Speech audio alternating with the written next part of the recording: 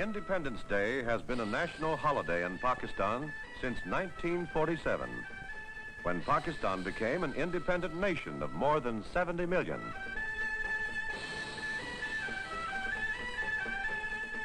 Pakistan is a country split in two, West Pakistan and East Pakistan, separated by 1,000 miles of another nation, the Republic of India.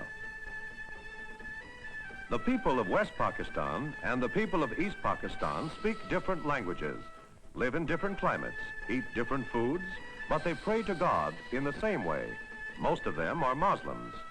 It is the Muslim faith which holds the nation together. The people of Pakistan have built a new nation in an old land.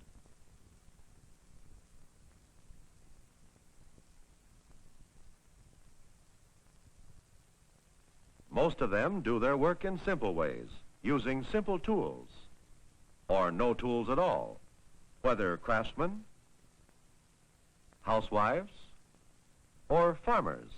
Many people must make a living with their bare hands. Let us first visit the people of East Pakistan. They live in a wet and rainy land, a land of rivers and canals, in the delta of two of the world's great rivers, the Ganges and the Brahmaputra. The rivers and canals are alive with traffic.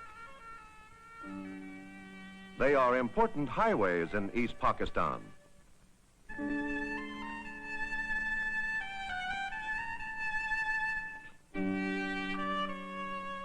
Along the canals, boats serve as homes to many families. By boat, they go to places of worship. By boat, they carry goods to market. In the water, they raise their crops. Rice is their principal food. When rivers overflow in summer, young shoots of rice are planted by hand. And at harvest time, oxen and people thresh the rice with their feet. The machine age has not yet come to the farmers of East Pakistan. Out of the water, the people of East Pakistan get their most important cash crop, jute. These tall plants are jute plants. Burlap and gunny sacks are made of jute. Harvesting is done by divers as we see it here. It is very hard and slow work indeed. The jute is planted in fields before the summer floods. It grows faster than the water rises. At harvest time, it stands several feet above the water. The valuable jute fiber is found inside the bark. One by one, the stalks are cut open, the bark peeled off, and the fiber taken out. Men wash the fibers in the stream and hang them out to dry. Much of the East Pakistani economy depends on the jute fiber. It is this kind of trade that helps support Dhaka, the largest city and capital of East Pakistan.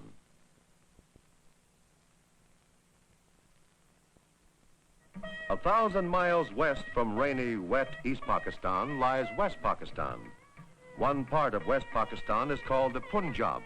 This means the land of 5 rivers, rivers which give life to this hot and dry region. In order to grow crops, people must take the water from the rivers or from wells. In some places, and at some times, the farmers use water wheels to raise the water to higher levels.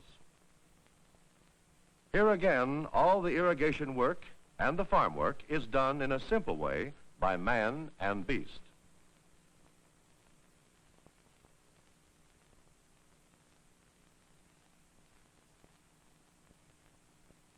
Farm tools are simple. A wooden drag is used to crush the soil. Seedlings are planted by hand. Where water is scarce, grass is hard to get. It is cut by hand and carried to the feeding places in the villages. Once a week, or more often, farmers go to trading villages to buy and sell. There they buy what they don't produce themselves. Small craftsmen work in the villages, like this basket weaver. Here works the village shoemaker and the blacksmith who makes simple tools and shoes the farmer's horses.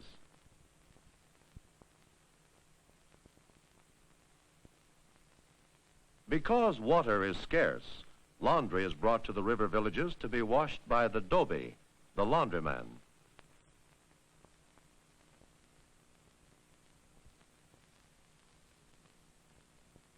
People may travel from the villages to the city by traditional ox carts. Some of the carts have wooden wheels, others automobile tires. In some places, the people may travel by bus and sometimes by train, though this is less common. The most important city of this region is called Lahore, an ancient trading center once surrounded by thick walls, guarded by mighty gates. Today, the city has grown beyond the ancient gates.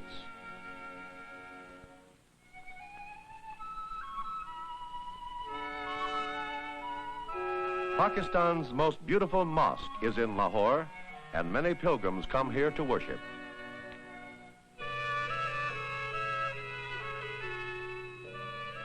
South and west of the Punjab lies an even drier region of West Pakistan, crossed by the great Indus River, which gave the whole subcontinent its name. The capital of Pakistan, Karachi, lies in this region. This desert area is the land of camels.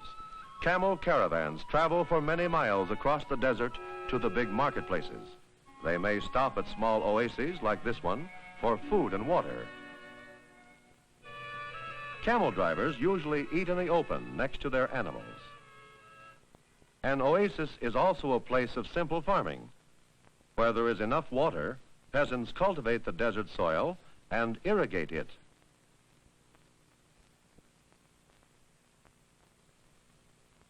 Some farmers in the oasis raise livestock for the city market.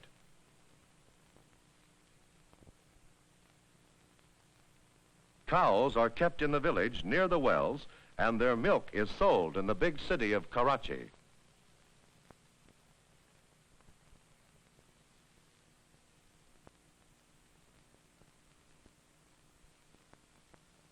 People often travel by boat down the Indus River or by bus across the desert in search of work in the capital.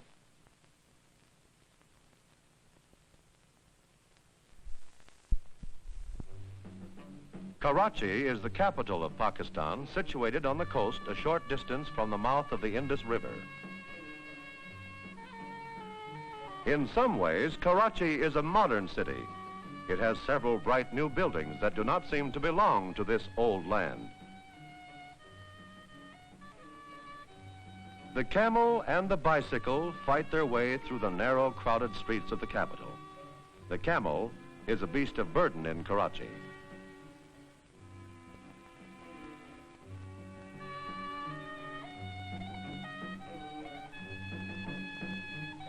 In this desert region, wood is scarce. Railroads bring it from remote mountain provinces to cook the food of the city people. Wood is very expensive in Karachi. Lumber for construction also comes from faraway forest provinces. These large timbers probably are shaped by hand. So in the city as well as in the country, there are signs of simple living and handwork as well as signs of the modern.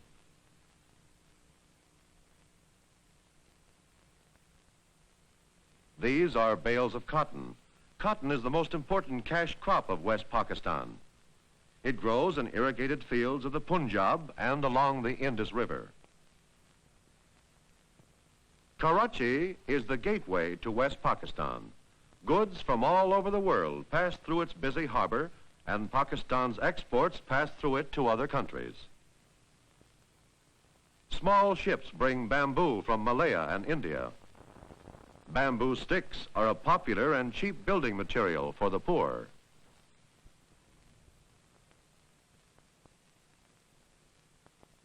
Bananas also may come from India. They are usually sold in the open market near the harbor by auctioneers. Auctioneers also sell sugar cane to small tradesmen. Merchants bid for each bundle of cane, and the highest bidder gets it. Tradesmen carry the sugar cane to their street shops, where they cut the cane into small pieces and sell it as candy.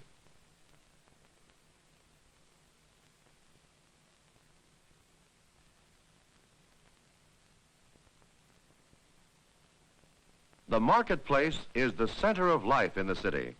Oranges are sold in the marketplace, and so are chickens and pigeons for food. A street vendor may carry his whole store around his neck.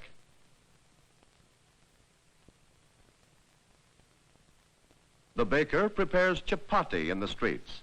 Chapati is a popular form of bread in Pakistan. Fish are cut and dried on the marketplace and often fried on the spot and sold to the people who come to the city.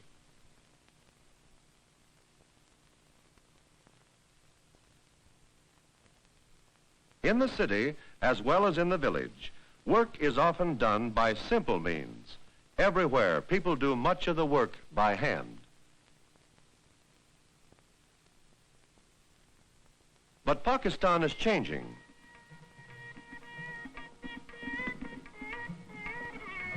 Here, a building is being erected that may house a modern factory, although the work is done by methods thousands of years old.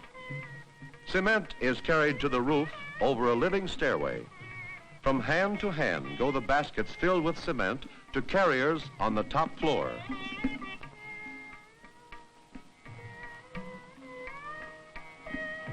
The buildings in the background have all been built in this simple manner. In front of them are the shacks of the workers and the jobless who cannot afford to live in apartments. So we have seen that East Pakistan is the land of river deltas and humid climate, and the Punjab in West Pakistan is an area of irrigated fields and water wheels, while the Karachi area is the desert home of the camel. And all of these regions are tied into one country by the faith of Muhammad.